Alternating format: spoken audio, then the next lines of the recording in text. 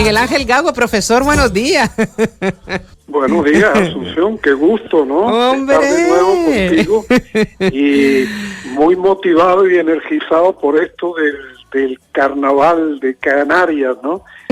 Fabuloso, fabuloso. ¿Te gusta con proyección mundial? ¿Te gusta el carnaval? Pues sí, Miguel a mí me Ángel. gusta el carnaval, pero hace mucho tiempo ya que no me disfrazo, pero me gusta la música, me gusta el baile, me gusta ver a la gente, me gusta ver cómo la gente disfruta y aprovecha lo bueno de la vida, ¿no? Sí, señor, disfrutar la buena música.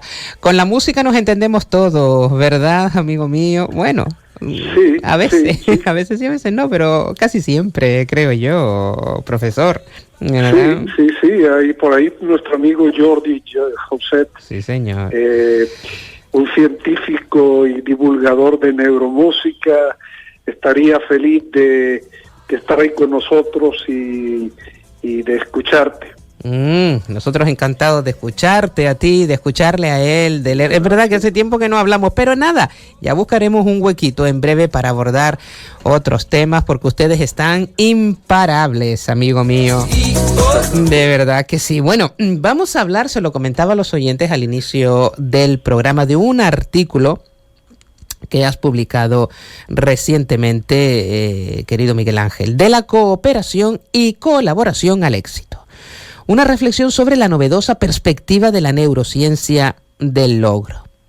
A pesar de la similitud, Miguel Ángel y queridos oyentes, a pesar de la similitud semántica entre cooperación y colaboración derivada de sus raíces latinas vinculadas a la acción y efectos de trabajar juntos, la literatura hace distinciones, cooperación y colaboración. Hay una clara diferencia, Miguel Ángel, ¿verdad? Sí, bueno, normalmente se suelen utilizar de forma indistinta, pero tienen connotaciones ligeramente diferentes. Vamos a ver, cuando hablamos de cooperación, y yo he tenido experiencia en esto, estamos hablando de gente que trabaja en contextos separados por división del trabajo. Por ejemplo, recursos humanos y planificación, planificación y tecnología, gerencia general y operaciones. Entonces, la cooperación es muy importante porque los seres humanos a veces somos muy tribalistas, ¿sí? Nos gusta decir somos de tal tribu o de tal otra tribu. Lo importante es que tengamos conciencia de que en una organización, en una empresa, en una organización comunitaria, lo importante son los objetivos y metas comunes de la organización. Por ejemplo, en la emisora de radio, pues cada coordinador o locutor llevará un programa, pero al final la cooperación y la colaboración entre todos va a hacer que la organización progrese. Entonces, la colaboración, a diferencia de la cooperación, es cuando varias personas se ponen de acuerdo para un objetivo o una meta común. Por ejemplo, se dice esto de trabajo en equipo. Entonces, ahí hay una interdependencia mucho más cercana, mucho más próxima, y tiene que saberse trabajar muy bien en equipo. Entonces estas son dos diferencias semánticas muy ligeras, pero hay diferencias. Hay una clara diferencia. Es que, claro, lo estábamos leyendo y claro, a veces tendemos a no sé si por error, por costumbre y demás, pues a darle el mismo significado a una palabra que a otra, y hay que ahondar evidentemente. Pero bueno, para eso estás tú. Bueno, querido amigo, profesor, ¿qué te condujo a explorar la relación entre neurociencia, la cooperación y colaboración en función del éxito y progreso humano en diversas áreas, Miguel Ángel? Mira, yo en mi experiencia, que bueno, ya son bastantes años, ¿no? Yo soy una persona con años, con calendario. Eres joven. Además, yo admiro, y perdona que haga este inciso, admiro al profesor porque no paras y hay que seguir trabajando, hay que seguir investigando y es un campo apasionante, el cerebro, infinito, Miguel Ángel, ¿verdad? Sí. Infinito. Sí, hay que esforzarse primero para mantener la mente activa, para mejorarse uno y tratar de ver si lo que uno saca, las conclusiones que uno saca, pues pueden beneficiar a otros a través de la educación. Mira, pues yo, a través de mi dilatada experiencia de diferentes organizaciones académicas, empresariales y comunitarias, me he dado cuenta que hay un elemento que diferencia en cuanto a la consecución del logro, ¿verdad? Y es la cooperación y la colaboración. Entonces a mí siempre me ha fascinado cómo aprovechar y potenciar las capacidades individuales de cada persona para alcanzar metas colectivas. Y he encontrado en la neurociencia, explorando todo lo que es el cerebro, el sistema nervioso y la unión del cerebro y el sistema nervioso con el cuerpo, ciertas raíces subyacentes a la cooperación y colaboración. Esto me ha permitido, tú sabes que la neurociencia es una ciencia que integra muchísimas disciplinas, desde la filosofía, matemática, biología, química, física, sociología y psicología. Entonces, me ha permitido ver cosas que pueden ser aplicables para potenciar la cooperación y colaboración, fundamentalmente y especialmente en dos aspectos: la creatividad y la innovación. La creatividad, a través de la imaginación, puede llevarnos a innovar cosas, a hacer progresos en el campo de la tecnología, de la medicina y del arte. Y esto para mí ha sido clave. La verdad, profesor, que cuando leemos el artículo en el que te refieres a que hace millones de años organismos unicelulares simples que forman parte de nuestros ancestros evolutivos ya cooperaban para el éxito. ¿Qué nos puede decir, profesor, sobre los principales hitos evolutivos que han contribuido al desarrollo de la colaboración y la cooperación? Sí, yo primero quería aclarar una cosa sobre lo que es la evolución. Sí. Es decir, cuáles son nuestros orígenes, de dónde venimos, y hablar un poquito antes, de forma muy corta, sobre ciertas cosas de la evolución. Primero, la evolución de todos los seres vivos no tiene ninguna intención, simplemente es aleatoria, azarosa. Ocurren mutaciones, por ejemplo, en el ADN y en circunstancias externas que van a provocar pues cambios y van a provocar lo que actualmente nosotros somos. Es decir, en la evolución no hay un diseño preciso, no hay una intención de progreso, pero la naturaleza, a través de millones de años, genera cosas maravillosas y sorprendentes que permiten a cada ser vivo, desde, vamos a decir, desde los insectos hasta los mamíferos, hasta los primates y el ser humano, capacidades asombrosas para su adaptación y progreso en su medio. Y hay dos o tres hitos evolutivos que a mí me han llamado poderosamente la atención. Primero es uno que se refiere a la simbiosis celular. Le explico un poquito con algunos términos pocos técnicos. Había unas células, unos seres vivos unicelulares llamados procariotas, que forman parte de los procariotas que no tienen núcleo celular, que se comió a otra célula, pero en vez de digerírsela, es decir, de tragarla y de hacer digestión con ella, de alimentarse con ella, de alguna manera le dijo, y esto es metafórico, mira, oye, vamos a asociarnos. Tú me vas a proporcionar energía y electricidad y yo te voy a dar a ti, pues, alimento y protección frente a otros organismos. Este fue el primer gran hito que nos hizo pasar de células procariotas a eucariotas. Y las células eucariotas con núcleo son las que conforman todos los seres vivos y a los seres humanos. Es decir, este es nuestro primer, digamos, antecesor. Se llama Luca. En términos, sí, se dice Luca. El primer ancestro.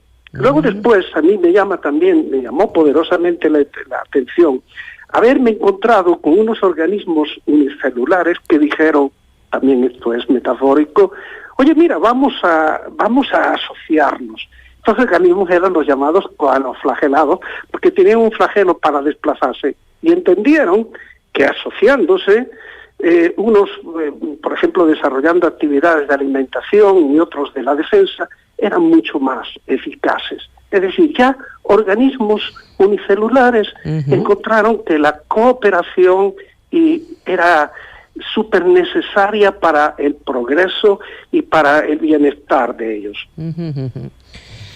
Madre mía, el tercerito es el surgimiento del ser humano cuando nuestra especie se separa de los primates como una rama evolutiva propia. Los primates como bonobos, orangutanes y chimpancés son sumamente inteligentes desde el punto de vista cognitivo y desde el punto de vista emocional.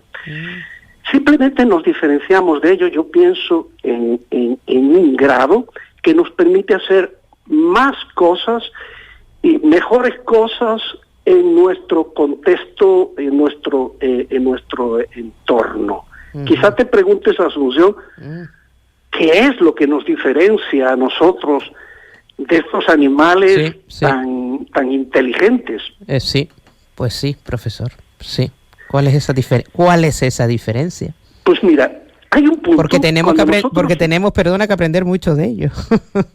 Tenemos que aprender mucho de ellos y tratarlos como lo que son, como primos, hermanos nuestros, que en un momento determinado nos separamos de ellos, de un ancestro común, y que somos muy parecidos en muchísimas cosas. Por ejemplo, tenemos un 99% del ADN igual al de ellos, pero hay que tomar en cuenta otros factores que nos diferencian. Por ejemplo, tenemos 700 genes duplicados.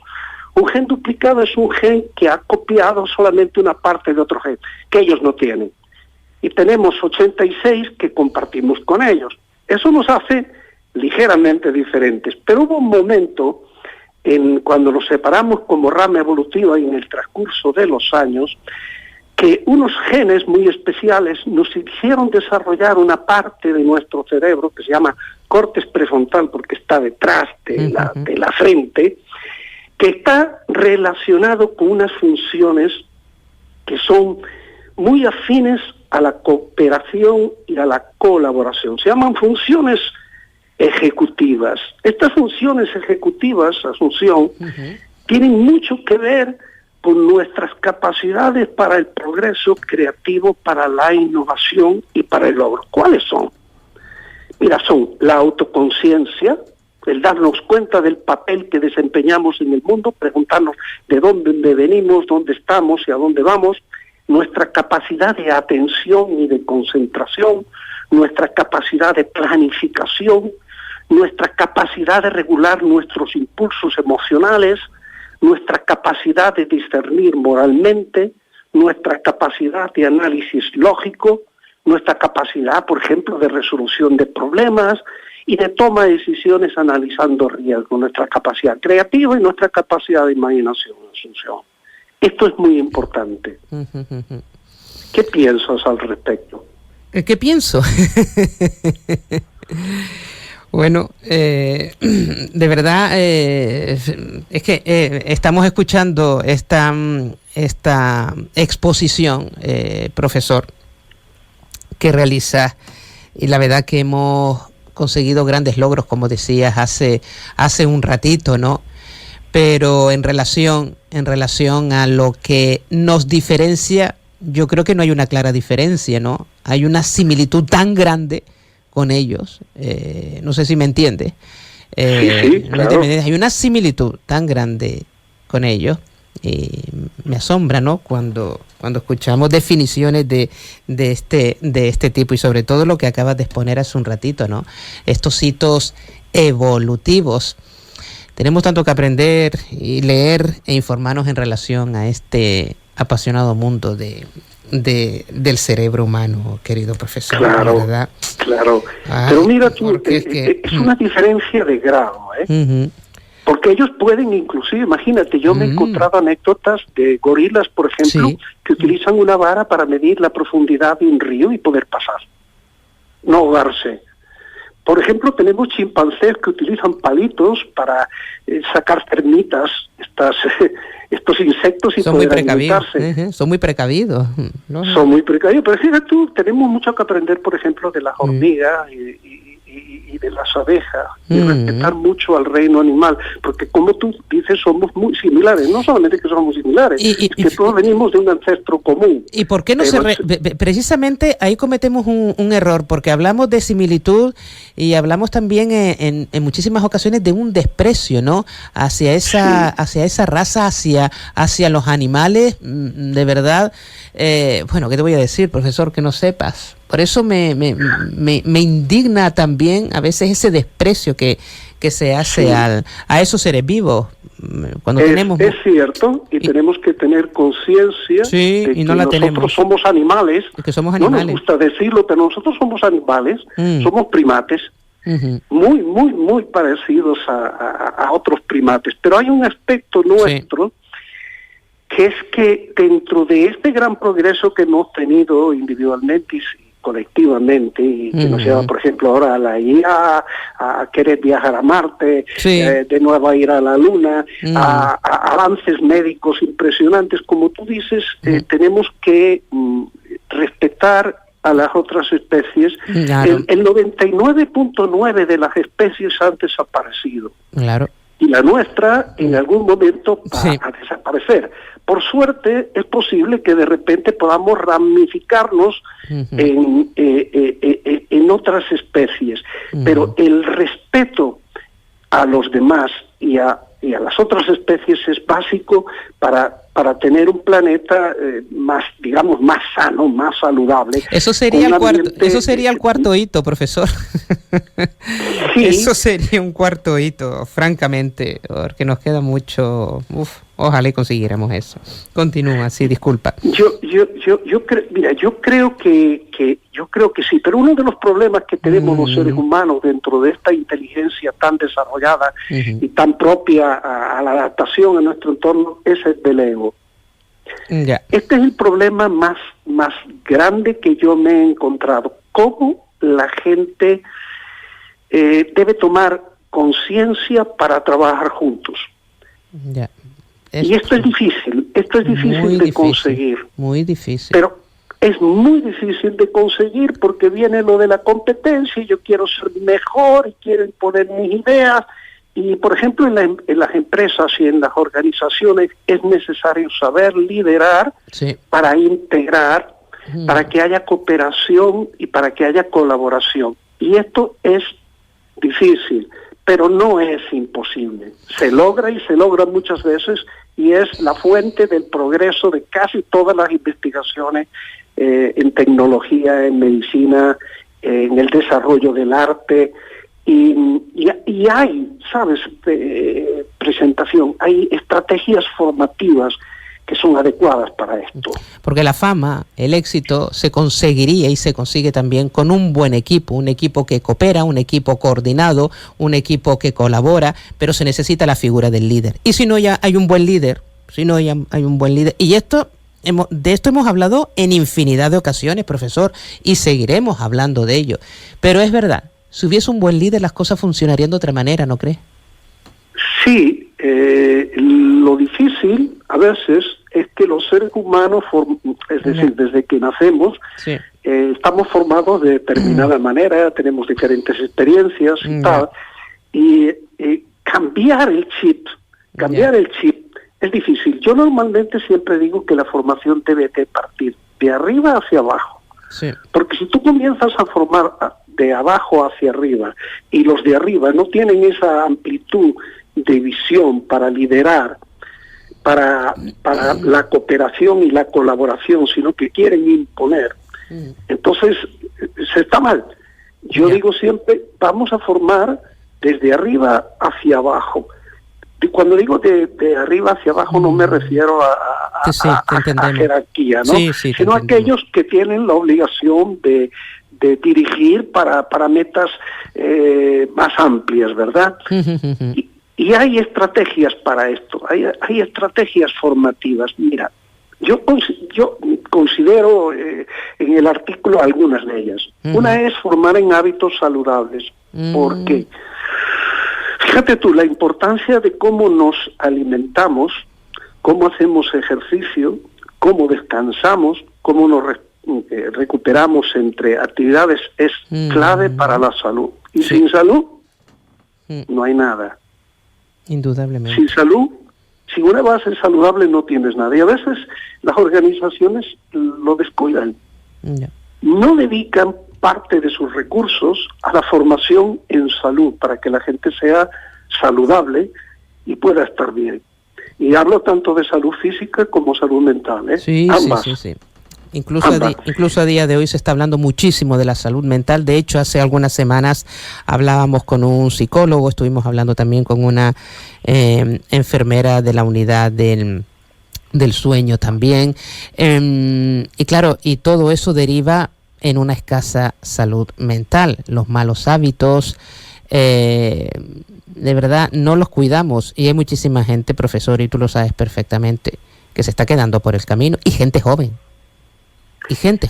Eso es doloroso.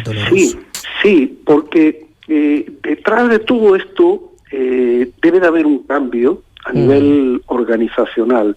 Si tú quieres altos desempeños con bienestar para todo, y cuando hablo de bienestar es que la gente se sienta bien también en su empresa, tú tienes que dedicar espacio y una inversión para que haya salud. Y esto te va a generar a ti mayor rentabilidad y mayores ganancias. Y que los empleados estén más tiempo contigo y que estén felices. La segunda formación que yo considero importante, y tú eres experta en esto, eres una experta, es comunicación no violenta. Comunicación no violenta.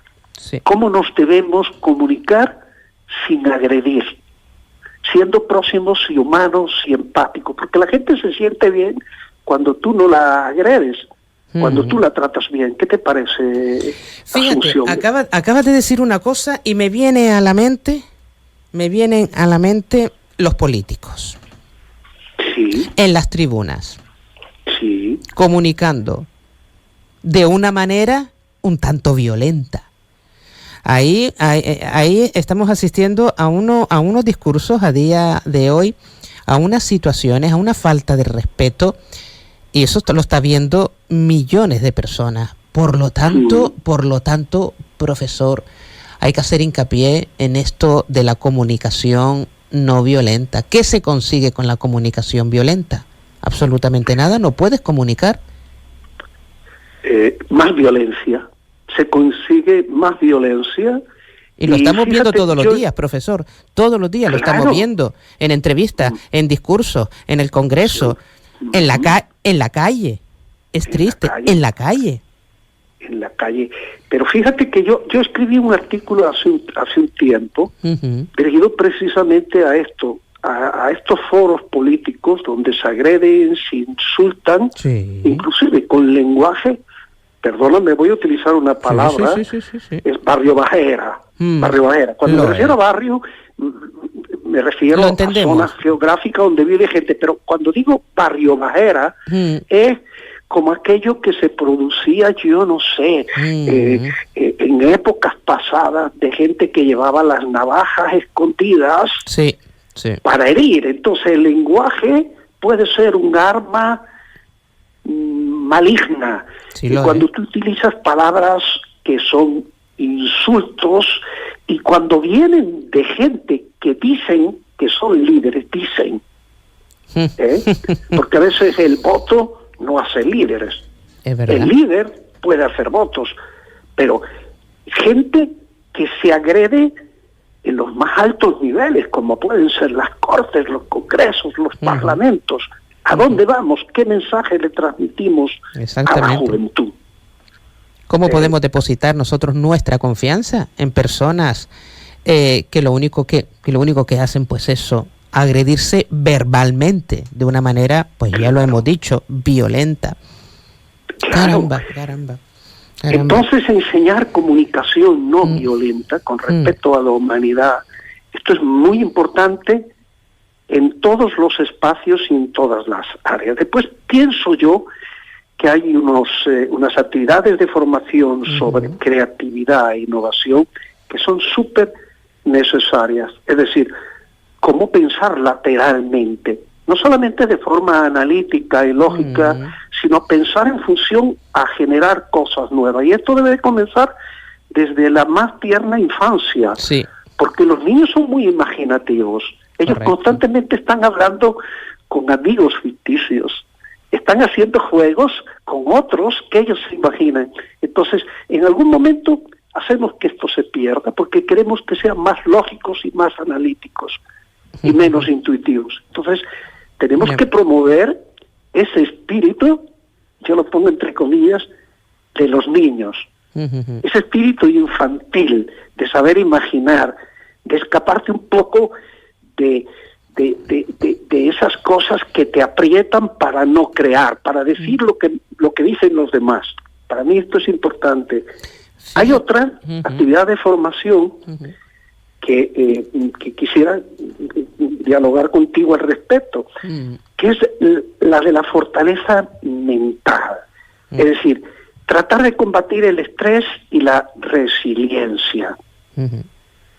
Porque creo que un problema grave que hay es cuando van detrás de nosotros con el látigo para que corramos. Y esto genera estrés. Y el de la resiliencia, es decir, cuando hay cambios tan grandes como los que estamos sufriendo, que tengamos fortaleza mental. ¿Qué piensas tú al respecto? Llevamos tiempo hablando de estrés, y eso deriva en salud mental. Ya lo estuvimos hablando el otro día también con Blas Ramón Rodríguez, que es un psicólogo. Es un psicólogo y te tienes que unir tú a alguna de las tertulias de los miércoles, profesor. Claro. Sí, porque nombrabas hace un ratito, y no quiero irme del margen que estamos trazando, pero deberías unirte también porque decías hace un ratito, nombraste la palabra hábitos saludables, y eso va en función también de los resultados, ¿no? A la larga, y de evitar que se genere pues estrés, como bien acabas de decir, ansiedad, porque a la larga deriva en una frustración, en una depresión, en cuadros de ansiedad, y eso no es calidad de vida. No podemos estar detrás de las personas y no podemos permitir incluso que nos persigan con un látigo. Todo tiene un límite. Tenemos que parar y frenar a este tipo de personas también. Y nosotros frenarnos a nosotros mismos también, porque todo tiene un límite, Miguel Ángel. Yo no sé. Sí. Y es de tontos no darse cuenta de que el bienestar de la gente va unido a la creatividad, a la innovación y a trabajar más y mejor. Exactamente. Es de tontos. Entonces parte todo, ¿sabes?, de una autoconciencia, de decir, bueno, ¿qué estoy haciendo? ¿Qué no estoy haciendo? ¿Qué debo de hacer? Entonces, ahí viene quizás la fortaleza. Fortaleza. Ahora, ¿cómo tú potencias la fortaleza mental? Hay dos actividades que para mí son importantísimas y clave, además con respaldo científico, que funcionan y cambian, de alguna manera fortalecen estas redes cerebrales de la cooperación y de la colaboración. Una es la meditación mindfulness, y otra es una actividad que se emplea con los astronautas de la NASA, que se emplea con los atletas olímpicos, ¿sabes?, los mejores, y a veces con los cuerpos especiales de los ejércitos, que se llama mental toughness. Mental toughness es fortaleza mental. Estas son dos actividades claves, demostradas científicamente que tienen efectos para mejorar a cada persona y para combatir el estrés y que la gente sea más resiliente, que sea más fuerte frente al cambio. Y hay mucha gente que entrena en esto. Cuando hablo de mindfulness también puedo hablar de yoga, Sí, porque puedo hablar de otras disciplinas orientales que son maravillosos para el equilibrio mente-cuerpo. Exactamente. Y por último, yo veo que hay que hacer prácticas en equipos. Hay algo que no se hace, que se hace muy poco, que es la visualización. Cuando tú visualizas algo, tú estás activando ciertas áreas del cerebro que están muy relacionadas con la acción. Entonces, por ejemplo, la visualización en equipo de objetivos y metas. Actividades de visualización, muy, muy importantes. Luego después yo diría que tú tienes que hacer actividades de simulación de objetivos y de metas y de estrategias para conseguirlo. Es decir, reúnes a la gente, pones un caso y empiezas a simular cosas. Que si hacemos tal cosa, ¿qué lograríamos? ¿Qué no lograríamos? Y luego después juegos y actividades, porque los seres humanos nos gusta el juego. Nos gusta jugar, intercambiar, somos niños. Entonces, juegos y actividades para incrementar esas relaciones. Yo he visto, por ejemplo, después de hacer juegos en actividades que he hecho con organizaciones multinacionales, por ejemplo, un juego de combate con almohadas. La gente se ríe, se hace cosas de humor y salen contentísimos. Entonces, ¿por qué, me pregunto yo, no escuchar un poquito más a aquellas personas que se dedican a tratar de mejorar el comportamiento organizacional para la colaboración y para la cooperación? Hay que escucharlas más, profesor. Sí, mira, pienso que sí. Hay que escucharlas más porque hay personas que están ahí que son muy creativas, hay formadores, tú bueno, hablando contigo pues sobra decirlo, ¿no? Hay muchísimas personas a las cuales tenemos que solicitar esa ayuda ante una situación en un momento determinado de bloqueo, de emergencia, en un entorno en el que podamos trabajar de una manera dinámica. Profesor, es que tanto cuesta que un equipo... Porque es que, claro, yo no sé qué ocurre en muchísimas ocasiones, ¿no? A ver, todos no podemos opinar lo mismo. Dios mío de mi vida, entonces nos aburriríamos, ¿no? Necesitamos esa diversidad de opiniones y demás. Ahí es donde se forja un equipo. Pero es verdad, ese tipo de juegos o de terapias, porque al fin y al cabo no deja de ser una terapia. Porque si tú estás estresado, si tú estás trabajando, si tú... Bueno, estás compartiendo a lo mejor un día a día. Tú sabes cómo trabajamos, por ejemplo, un ejemplo cercano. Lo tenemos aquí en la radio. Hay muchísimas personas, somos un equipo, necesitamos a un compañero que te ayude en esto. Te ves estresado y de repente ves una sonrisa y, oye, te alivia. Hombre, se pediría más, ¿no? Se pediría más. Pero cierto es que este tipo de terapias y este tipo de personas que te llevan a buscar esa solución, pues ahí están. Hay que ir en busca de ella. Yo de verdad admiro ese tipo de talleres de los cuales estás hablando, Miguel Ángel, francamente. Sí, fíjate que cuando tú hablas de terapia tienes muchísima razón. Por ejemplo, yo estoy participando en un grupo que son especialistas en neuromúsica. Yo doy una materia un poquito, ¿sabes?, pesadita, que es anatomía y fisiología, que tiene muchos nombres, es muy técnica, no sé qué, pero las últimas investigaciones en neuromúsica, en terapias musicales, te dicen que la música es una herramienta maravillosa para combatir cantidad de enfermedades, para mejorar la sintomatología. Por ejemplo, en el Parkinson, en el Alzheimer, en la demencia, en el autismo. Y este grupo que está coordinado por Jordi tú lo sabes, es una eminencia, donde lo pongan, ¿no? Es una eminencia, una persona más muy humilde. Pues ya las últimas investigaciones y muchísimos hospitales y centros sanitarios están utilizando la música para mejorar la sintomatología de muchas enfermedades y para que nos sentamos mejor. ¿Qué música? Pues la música que esos expertos, yo no lo soy, yo no soy experto en neuromúsica, pero la música que esos expertos recomiendan para cada caso concreto. Y esto es ciencia. O sea, esto ya no es poesía ni nada. Sí. Yo recuerdo. Es ciencia. Entonces, Ya en muchísimos países ya los gobiernos están tomando medidas para que la música, la neuromúsica se expanda en materia de terapias, y sabemos cuáles son los mecanismos cerebrales subyacentes a estos efectos que tiene la música, ¿sí? Y para esto, mira, Jordi es ideal porque lo sabe explicar muy bien. Exactamente.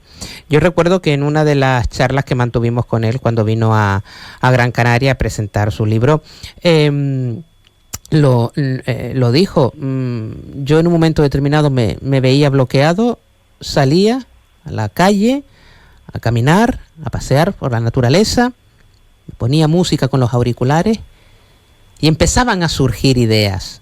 Es necesario. Y todo eso gracias a la música.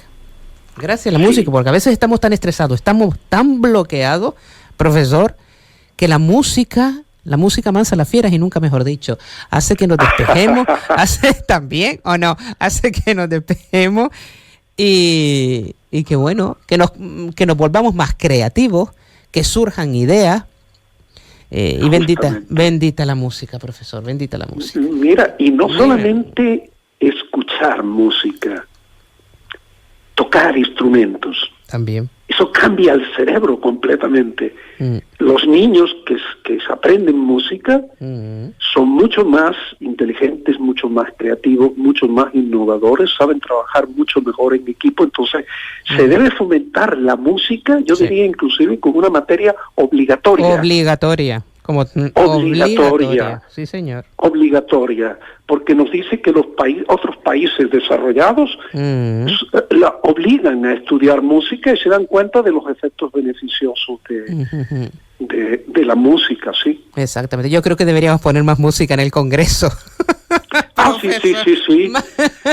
No, es que hagan juegos interactivos entre ellos, lanzándose almohaditas y riéndose. Sí, no, ellos se lanzan, pero no precisamente almohaditas. Sí, no, ellos se lanzan.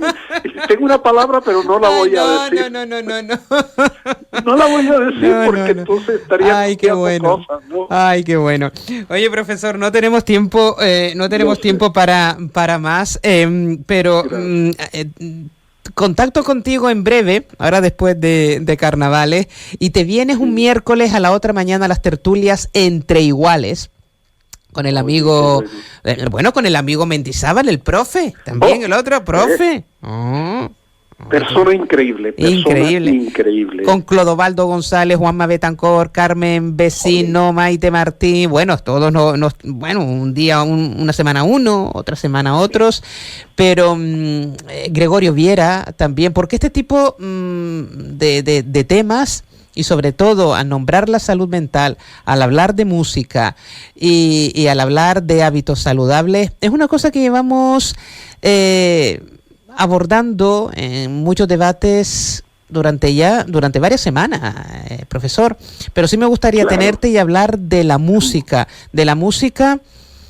como algo fundamental en nuestro día a día, como algo que nos proporciona un bienestar, como algo necesario, más que necesario. Tienes que venir un miércoles, querido Miguel Ángel.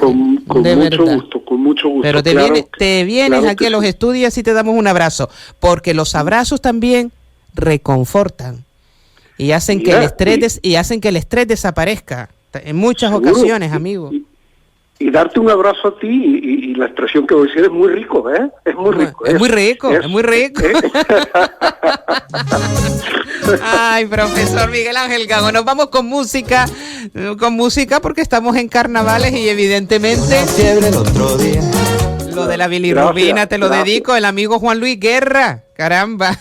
Bueno, estupendo. Muchas gracias.